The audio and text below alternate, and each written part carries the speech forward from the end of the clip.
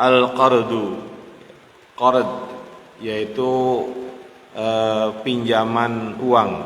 Ya. Ini merupakan satu hal yang umum dilakukan dalam kehidupan kita, di mana terkadang kita ini membutuhkan bantuan keuangan dan kita meminjam kepada seseorang. Innal qarda fi ma'nahu al-'am yusbihul bai'a li'annahu tamliku malin bimalin. Jadi qard itu ya dalam maknanya yang umum dia menyerupai jual beli. Ya. Kenapa sama dengan jual beli? Li'annahu tamliku malin bimalin, karena qard itu ya merupakan tamliku malin bimalin, penyerahan kepemilikan harta dengan pengembalian harta yang lain ya. Jadi mirip-mirip lah ya, maka nanti ada kemiripan dalam hal sahnya qard dengan sahnya jual beli, itu hampir mirip ya. Jadi kalau kita jual beli itu ada pertukaran mal bimal ya, pertukaran uang dengan barang atau barang dengan barang, barter. Nah, dalam peminjaman juga ya itu pertukaran terjadi ya. Nanti ketika saatnya dikembalikan ya itu kan dalam bentuk seperti yang dipinjam ya, mithli. Jadi yang sepadan itu. Kita pinjamnya sebesar itu ya gantinya sebesar itu. Nah, sekarang kita lihat definisi dari qard ya. Ta'riful qardi, definisi pinjaman. Al-qardu lughatan al-qat'u. Qard secara bahasa itu maknanya al-qata'. Qata' itu memotong ya. Jadi qard itu maknanya memotong. Wa sumiyal malul madfu lil muqtaridi qardan li'annahu qit'atun min malil muqridi. Harta yang diberikan ya kepada peminjam itu disebut qard ya. Kenapa? Li'annahu qit'atun min malil muqridi, karena harta yang dipinjamkan itu merupakan bagian dari harta orang yang meminjamkan. Ya, jadi harta yang dipinjam oleh debitur, ya, muqtarid, orang yang minjem, itu bagian dari harta milik orang yang meminjamkan atau debitur. Nah, di situ ada kata-kata qata, ya, qata itu bagian. Wastilahan indal Hanafiyati, kemudian definisi qard menurut ulama Hanafiyah yaitu huwa ma tu'tihi min malin mithliyin litatqadahu, yaitu sesuatu yang kau berikan ya kepada orang lain min malin mithliyin dalam bentuk harta yang sepadan, litatqadahu untuk engkau ambil kembali ya, itu namanya pinjaman ya. Jadi yang namanya qard kita memberikan kepada seseorang yang meminjam dalam bentuk mal mithli ya, harta yang punya kesepadanan, litatqadahu untuk engkau ambil ya pada saat memang harus dikembalikan.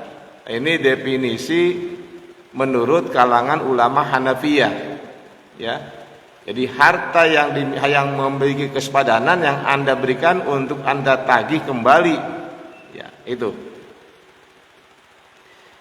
Au bi ibaratin ukhra, atau dengan pengertian yang lain ya, Wa aqdun mahsusun, yaitu satu akad yang khusus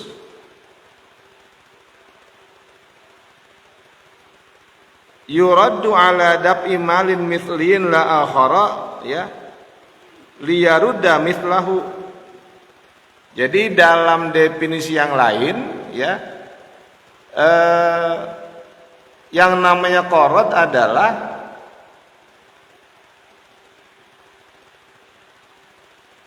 suatu transaksi, ya, aqdun mahsusun, suatu transaksi yang sifatnya khusus yang dimaksudkan untuk memberikan harta yang memiliki kesepadanan kepada orang lain untuk dikembalikan yang sepadan dengan itu.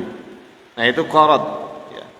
Jadi kalau kita meminjam 2 juta, ya, yang kita berikan, maka orang yang kita pinjamkan nanti mengembalikan ya sebesar itu. Ingat, tidak boleh ada kelebihan, ya. Jadi kalau meminjam 2 juta ya pengembaliannya 2 juta, tidak ada kelebihannya.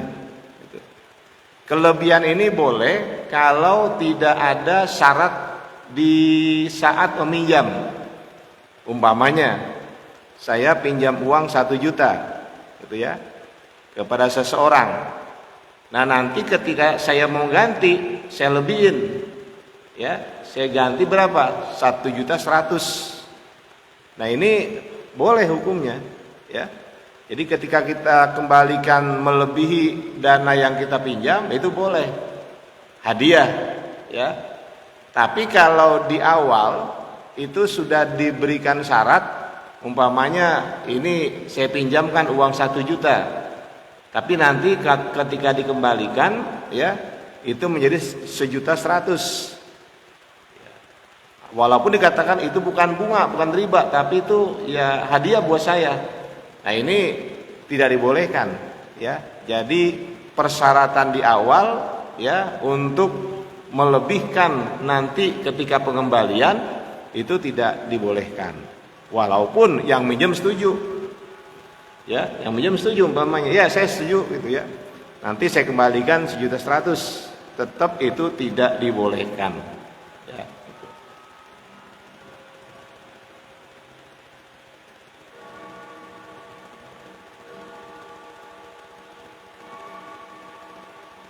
Wa arrafahu baqiyatul madhahibi, sementara kalangan madhab yang lain di luar Hanafiyah mereka mendefinisikan qarad adalah i'ta'u syahsin malan li akhara fi naziri iwadin yathbutu lahu fi dhimmatih, ya. Yaitu bentuk pemberian harta dari seseorang kepada orang lain dengan ganti harta yang sepadan yang menjadi tanggungannya, yang sama dengan harta yang diambil. Ya, itu berarti itu tadi saya katakan bahwa pengembaliannya besarannya sama dengan jumlah pinjaman. Ini kan kalau di masyarakat, ya, kalau kita amati itu kan ada orang-orang yang meminjamkan uang memang mengharapkan apa? Kelebihan, ya. Jadi di saat akad, di saat transaksi itu diajukan syaratnya. Nah, ini di masyarakat umum terjadi begitu, ya. Padahal sekali lagi itu katakan itu tidak dibolehkan, ya. Masyru'iyatuhu, dasar disyariatkannya qarad. Al-qardu jaizun bis sunnati wal ijma'i. Qarad, ya, pinjaman itu hukumnya boleh berdasarkan dalil sunnah dan ijma'. Kalau untuk mencari di Al-Qur'an tidak ada, ya. Tapi dalil landasan untuk yang bersumber dari sunnah, itu ada. Wal ijma' yang kedua ada landasannya ijma' ulama. Jadi konsensus kesepakatan para ulama itu. Nah, ini kesepakatan ulama yang mujtahid, ya, bukan ulama yang biasa. Tuh, ini ijma itu begitu. Jadi ijma ini ya kesepakatan oleh ulama-ulama yang tingkatannya sudah mujtahid. Ya. Kalau ustaz umpamanya bersama-sama bersepakat terhadap satu hukum, ini belum boleh ya. Karena apa? Dia belum pada tingkatan mujtahid. Ya. Kalau orang yang sudah sampai tingkatan mujtahid, nah ini memang dia itu memahami benar Al-Quran, ya, memahami sunnah. Kemudian dia bisa istinbat hukum, ya, mengeluarkan hukum, ya, sesuai dengan sumber dasar tersebut, pemahamannya, ya, itu ijma. Maka sebetulnya sandaran hukum yang paling kuat ya ijma. Gitu. Ijma itu udah sepakat semua mayoritas ulama yang sudah pada tingkatan mujtahid itu sudah sepakat tentang satu hukum. Amma sunnatu, adapun dalil sunnah itu yang bersumber dari Rasulullah SAW. Pama rawa Ibnu Mas'udin, yaitu hadis di mana Ibnu Mas'ud meriwayatkan anna Nabiyya sallallahu alaihi wasallam qala, bahwa Nabi Muhammad SAW tak bersabda, ma min muslimin yaqridu musliman qardan marrataini illa kana kasadaqati marratin. Tidaklah seorang muslim yang memberikan pinjaman kepada muslim yang lain sebanyak 2 kali illa kana kasadaqati marratin, kecuali itu nilainya sama dengan 1 kali sedekah. Jadi begini, kita meminjamkan uang itu ya, kemudian sudah dikembalikan, lalu karena dia butuh dipinjam lagi, kita berikan lagi, maka nilai yang kita berikan pinjaman tersebut ya nilainya sama dengan sedekah.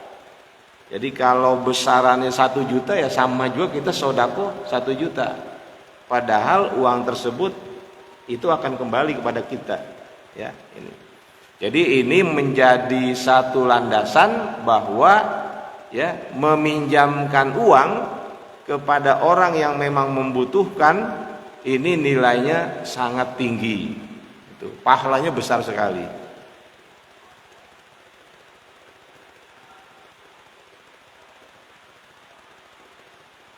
Itu yang pertama landasannya. Kemudian yang kedua, wa an Anasin qala, dari sahabat Anas dia telah berkata, qala Rasulullah sallallahu alaihi wasallam, Rasulullah SAW telah bersabda, ra'aitu lailatan usriyabi ala babil jannati maktuban as-sadaqatu bi asri amthaliha wal qardu bi thamaniyata asyara. Kata Nabi begini, pada saat aku diisrokan, ya, pada satu malam aku melihat di pintu surga ada tulisan as-sadaqatu bi asyri amthaliha. Sedekah itu pahalanya 10 kali lipat. Itu sedekah. Jadi kalau kita sedekah 10.000, maka pahala yang kita dapat ya 10 kali 10. Ya, 10.000 kali 10. Kelipatan 10, ya. Kita sedekah 1 juta berarti balasan pahalanya ya 10 kali 1 juta. Ya. Itu dilipatkan 10 kali. Ya. Makanya ini sedekah sebetulnya sumber pahala yang luar biasa, ya, yang luar biasa. Lalu tulisan berikutnya apa? Wal qardu bi thamaniyata asyara, dan memberikan pinjaman itu nilai pahalanya 18 kali lipat. Nabi lihat tuh di surga tulisan begitu tuh. Jadi tulisannya sedekah itu ya nilainya adalah 10 kali lipat. Kemudian memberikan pinjaman itu nilainya 18 kali lipat. Ya, bayangkan tuh kalau kita memberikan pinjaman 1 juta, berarti pahala yang kita dapat itu 1 juta kali 18 juta itu, ya. Fakultu, lalu Nabi bertanya, ya Jibrilu, wahai malaikat Jibril, ma balul qardi afdalu minas shadaqah. Kenapa meminjamkan itu, ya, meminjamkan uang itu lebih utama daripada bersedekah? Qala, Jibril kemudian menjawab, li'anna sa'ila yas'alu, ya. Karena sungguh orang yang meminta, dia akan meminta. Wal mustaqrilu yastaqrilu min hajatin, dan orang yang meminjam, ya, tidak akan meminjam kecuali sesuai dengan kebutuhannya, ya. Jadi sesuai dengan kebutuhannya. Orang yang meminjam itu akan meminjam sesuai dengan kebutuhannya.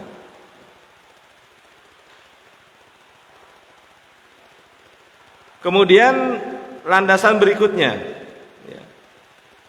Ada satu hadis riwayat Imam Abu Hurairah radhiyallahu anna Nabiya sallallahu alaihi wasallam qala, bahwasanya Nabi Muhammad SAW telah bersabda, man naffasa an muslimin kurbatan min kurabid dunya naffasallahu anhu kurbatan min kurabi yaumil qiyamah.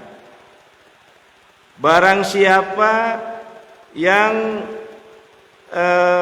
memberikan keluasan, ya, memberikan jalan keluar an muslimin, dari seorang muslim, kurbatan min kurabi dunia, kesulitan dari beberapa kesulitan dunia, naffasallahu anhu kurbatan min kurabi yaumil qiyamah, maka Allah akan memberikan, ya, kelonggaran, itu memberikan kebaikan atau Allah akan melepaskan dari orang tersebut kurbatan min kurabi yaumil qiyamah, satu kesulitan dari beberapa kesulitan di hari kiamat. Jadi kalau kita memberikan pinjaman kepada seseorang, ya, yang dalam kesulitan, maka nanti di hari kiamat kita pun oleh Allah akan diberikan kemudahan, ya, akan terlepas dari kesulitan-kesulitan akhirat di hari kiamat nanti. Nanti kan hari kiamat itu penuh dengan segala hal yang menakutkan, ya. Itu di saat kita mungkin dalam kesulitan, karena dulu pernah kita menolong orang lain di dunia, maka kesulitan tersebut, ya, akan terlepas. Kita akan tidak lagi merasa kesulitan di hari kiamat. Wa man yassara ala mu'sirin yassarallahu alaihi fid dunya wal akhirah. Barang siapa yang memberikan kemudahan kepada orang yang dalam kesulitan, maka Allah akan memberikan kemudahan kepadanya di dunia dan di akhirat, ya. Jadi saya pikir ketika orang meminjam sesuatu, ya, uang umpamanya, itu kan dia tidak akan berani meminjam, nggak akan meminjam kecuali memang dia butuh, ya, dia sulit itu. Maka ketika orang berada dalam kesulitan, kita bantu dengan memberikan pinjaman, Allah akan memudahkan, ya, semua hal yang berkaitan dengan kehidupan di dunia dan akhirat. Tapi kan nggak semua orang bisa meminjamkan, ya, walaupun orang kaya. Kita datang ke orang kaya karena kita butuh bener ini uang, sedang kepepet gitu, ya, kita pinjam, jarang yang ngasih itu, ya, jarang yang mau berikan pinjaman. Kenapa? Takut nggak diganti, itu kan, ya. Gitu. Padahal yang minjam siap, umpamanya dengan perjanjian gitu akan mengembalikan. Tapi, ya, umumnya orang-orang yang sebetulnya punya uang, ya, dia nggak akan memberikan itu, ya. Perlu sifat kedermawanan untuk hal yang begini. Wallahu fi aunil 'abdi ma kana al-'abdu fi auni akhihi. Allah itu akan menolong seseorang selama orang tersebut menolong saudaranya. Ya. Jadi kalau kita menolong saudara kita, ya, artinya sesama muslim, maka Allah akan menolong kita. Ini ucapan Rasul. Ya. Maka orang-orang yang dermawan, gitu ya, orang yang dermawan ini mereka selalu siap sedia itu untuk memberikan bantuan kepada orang yang memang membutuhkan. Ada satu kisah gini, ada di kitab Al-Fawaidul Mukhtarah, gitu ya. Ada seorang alim didatangi oleh seorang perempuan yang meminta madu untuk obat suaminya. Ya, kemudian kata ulama tadi, ya tolong ambil itu wadah yang dia bawa. Jadi rupanya dia bawa apa? Bawa wadah gitu, nggak gede wadahnya. Ya.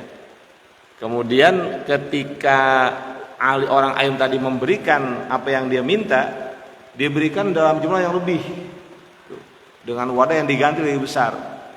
Ini murid-muridnya heran, bertanya, ya, kenapa kok orang itu kan minta cuma seukuran yang dia bawa? Kenapa guru memberikan lebih daripada itu? Gitu kan ya? Apa jawab sang guru? Ketika kita meminta, ya, hendaklah meminta sesuai dengan kebutuhan kita. Tapi ketika kita memberi, maka berilah sesuai dengan kemampuan kita. Gitu. Jadi karena guru ini punya banyak kelebihan, ya, artinya dia punya banyak harta, maka yang dia berikan kepada orang tersebut adalah ya sesuai dengan yang dia punya. Gitu. Walaupun orang tadi hanya membawa wadah sebesar ini, karena memang dia butuh cuma segini, gitu kan ya. Tapi oleh orang yang dermawan tadi, guru yang dermawan, dia berikan orang tersebut lebih dari apa yang diminta. Ya, maka murid-murid pada heran, kok begitu? Ya, jawab beliau apa? Mintalah kepada orang lain sesuai dengan kebutuhanmu, berikanlah kepada orang lain sesuai dengan kemampuanmu. Begitu, ya. Maka kalau ada orang minta bantuan, ya kita sedang apa? Enggak punya apa-apa, bantu walaupun sedikit. Ya, kalau orang minta bantuan ini, ya, saya minta lagi berlubang nih, gitu ya. Kita memang enggak punya sama apa, kita lagi juga sedang kurang begitu bagus, gitu ya. Yang kita punya cuma sedikit, ya berikan aja sesuai dengan kemampuan kita, begitu. Nah ini apa? Wallahu fi aunil abdi maka nal abdu fi auni akhihi. Allah akan menolong seseorang bila mana orang tersebut mau menolong saudaranya. Ya. Jadi selama dia mau menolong saudaranya, Allah akan berikan pertolongan kepada orang tersebut. Nah itu landasan, ya, landasan dari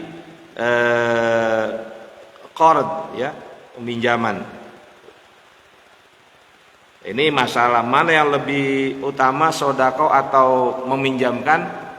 Ya, ini kan ada yang berbeda juga. Tapi pada umumnya mengatakan bahwa meminjamkan itu jauh lebih utama daripada bersodako. Tapi kalau kata kalangan Hanabila, ya, orang yang bermadzhab Hambali, mereka mengatakan as-sodaqatu afdalu minal qardi.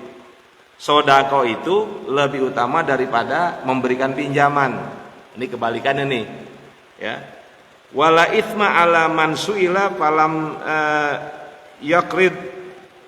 Tidak berdosa orang yang ketika diminta lalu dia enggak meminjamkan. Jadi kata Imam Ahmad, kan enggak apa-apa kalau ada orang minta kepada kita, minta pinjaman lalu kita enggak berikan, itu enggak dosa.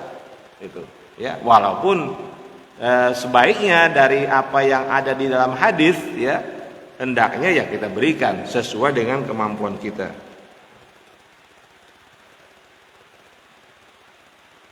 Berikutnya, ya, pelaku dan sigah qard, ya, aqiduhu wa sighatuhu, pelaku qirad dan sigah qirad atau qard. Wala yasihul qardu illa min jaizit tasarrufi. Qard itu ya, meminjam itu tidak sah kecuali dilakukan oleh orang yang memang dia dibolehkan untuk melakukan transaksi. Jadi orang yang mampu mengelola harta ya, tasarruf, yaitu tasarruf. Jadi orang itu ya boleh meminjam kalau dia itu termasuk orang yang memang mampu mengelola harta. Jadi yaitu tasarruf, orang yang boleh secara hukum untuk melakukan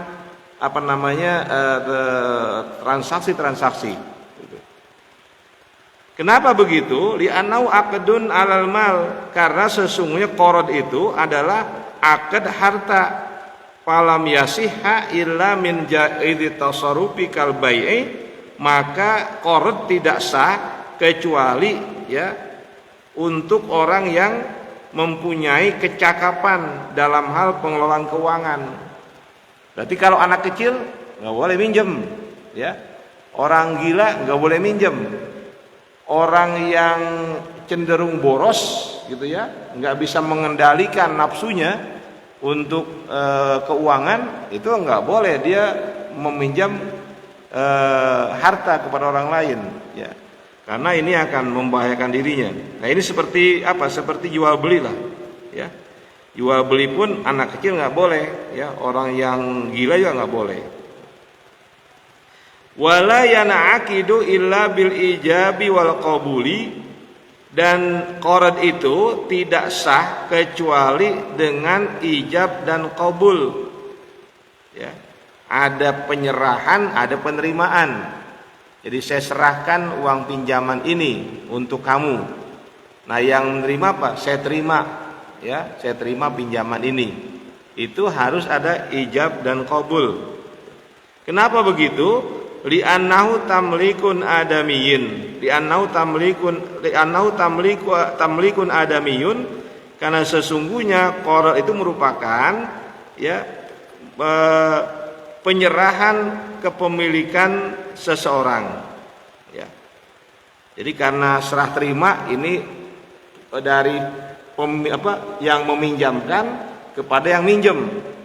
Nah itu kan berarti ada apa? Ada serah terima itu, ya. Ada tamlik, perpindahan kepemilikan. Ini uang yang punya saya 1 juta, ketika saya pinjamkan kepada seseorang, maka uang tersebut milik dia. Walaupun kan itu uang saya, ya. Tapi ketika sudah diberikan gitu kepada orang yang meminjam, maka uang tersebut menjadi uang dia, bukan uang saya lagi, ya. Itu namanya tamlik, ya. Perpindahan hak kepemilikan. Makanya mesti ada ijab dan qabul. Falam yasihha min ghairi ijabin wa qabulin, maka qard itu tidak sah, ya, tanpa adanya ijab dan qabul, kal bai'i wal hibati, seperti jual beli dan hibah, ya. Hibah pun harus menggunakan ijab dan qabul, ya. Kalau dalam bahasa Arab itu ya mungkin ungkapannya malaktuka hadza ala antarudda ala badali. Kalau di Indonesia kan apa? Aku serahkan, ya, milikku ini kepadamu, ala antarudda alayya badalahu, di mana nanti engkau wajib mengembalikan gantinya kepadaku. Itu ijab ketika kita meminjamkan. Atau dalam bahasa kita dari apa? Ini saya pinjemin uang, nanti kembaliin ya, gitu, ya, gitu. Jadi ini saya pinjamkan uang, itu nanti kamu wajib mengembalikan. Itu namanya ijab. Nanti yang menerima ya qabil tuh saya terima.